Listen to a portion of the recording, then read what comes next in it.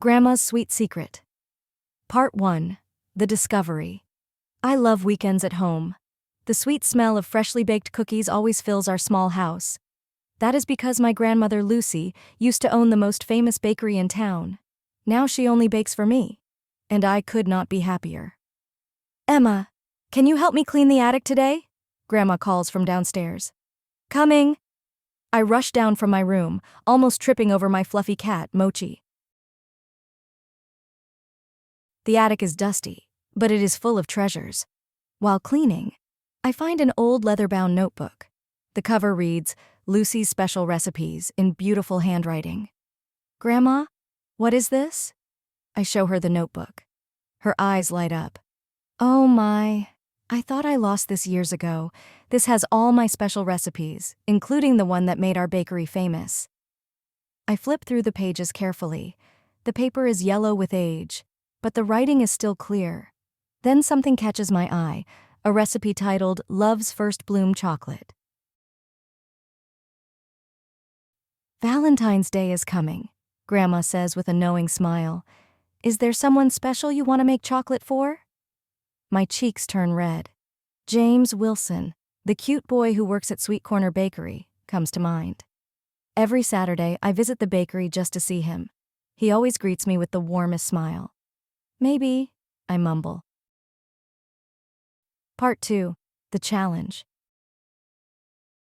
The next day at school, I tell my best friend Sarah about the recipe book. You should totally make chocolate for James, Sarah exclaims during lunch break. He loves sweets, and he works at a bakery. It is perfect. But what if it does not turn out well? I worry. He must taste amazing desserts every day at work. That is why you have your grandmother's special recipe, Sarah reminds me. And you are good at baking too. I have seen your YouTube cooking videos. After school, I decide to practice making the chocolate. Grandma's recipe looks simple, but it has a special ingredient I have never heard of before. Moonflower honey. Grandma, what is moonflower honey? I ask. She smiles mysteriously. It is very rare honey from flowers that bloom at night. But do not worry. I know where to find it. Part 3. The Journey. That weekend, Grandma takes me to a small farm outside of town. The owner is her old friend, Mr. Johnson, who keeps special bees that collect honey from night-blooming flowers. Lucy, is this little Emma? Mr. Johnson greets us warmly. My, how you have grown. While the adults chat, I notice a beautiful garden behind the house. Flowers I have never seen before sway gently in the breeze. Those are moonflowers, Mr. Johnson explains. They only bloom at night. The honey from these flowers makes everything taste magical. We leave with a small jar of the precious honey. On our way home, Grandma tells me stories about her bakery days. You know, Emma, the secret to good baking is not just in the ingredients, she says. It is about putting your heart into what you make. Part 4. The Practice. For the next week, I practice making chocolate every day after school. My first attempt is a disaster. The chocolate is too bitter. The second time, it is too sweet. But Grandma patiently guides me. Take your time, dear, she says. Feel the chocolate. Listen to it. I start recording my baking attempts for my YouTube channel. My subscribers seem to enjoy watching my mistakes and progress. One day, while I am practicing, James unexpectedly visits our house. My heart nearly stops when I see him through the kitchen window. Hi, Emma, he waves. Mr. Thompson sent me to deliver some baking supplies to your grandmother. I quickly hide the chocolate-making mess, but there is chocolate smudged on my cheek. James notices and smiles. You have got a little... He points to his own cheek.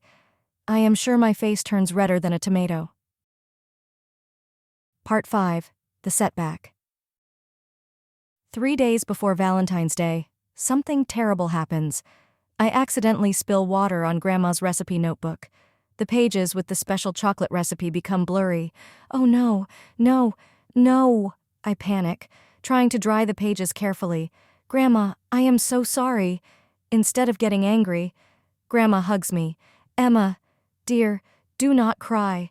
The most important recipe is not on paper. It is in here. She points to my heart. But how will I make the special chocolate now? I ask between sniffs. You have been practicing all week. Trust yourself, she says. Remember what I taught you about feeling the ingredients? That night, I cannot sleep. I keep thinking about all the times I watched Grandma bake. She never actually looked at recipes while baking. She just knew. Part 6. The Memory.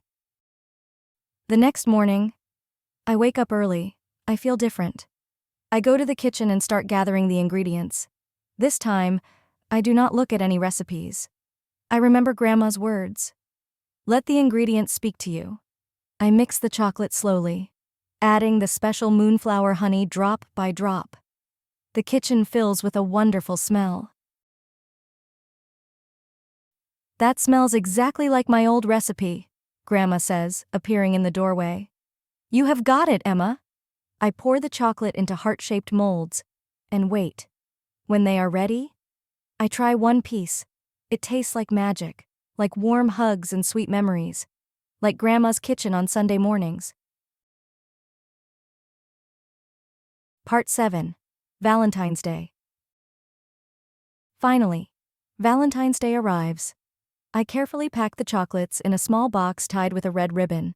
Sarah helps me decorate it during lunch break.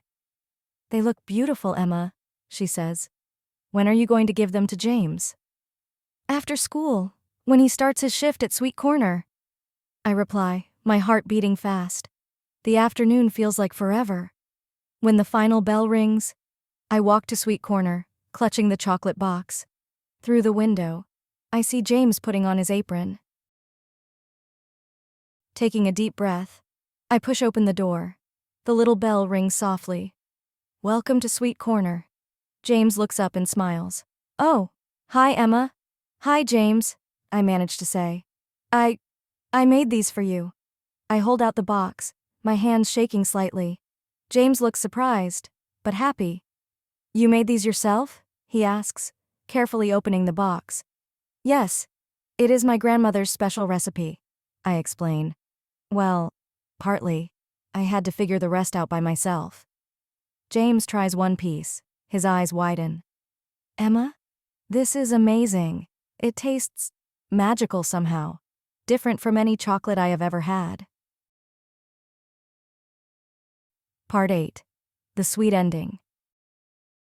That evening, I tell Grandma everything while we sip hot chocolate.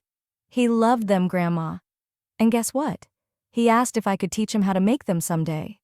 Grandma smiles knowingly. See? You did not need the written recipe after all. The best recipes come from here. She points to my heart again. You know what, Grandma? I think I finally understand what you mean about putting your heart into baking. I hug her tightly, feeling so thankful for everything she has taught me. The next day, I upload a new video to my YouTube channel, How to Make Magic Happen in the Kitchen. It is not just about the chocolate recipe. It is about the love, memories, and magic that happen when you believe in yourself. And James, he subscribed to my channel. He says he wants to learn all of my baking secrets. But the biggest secret? Sometimes, the best things in life do not need a recipe. They just need love, courage, and a little bit of magic.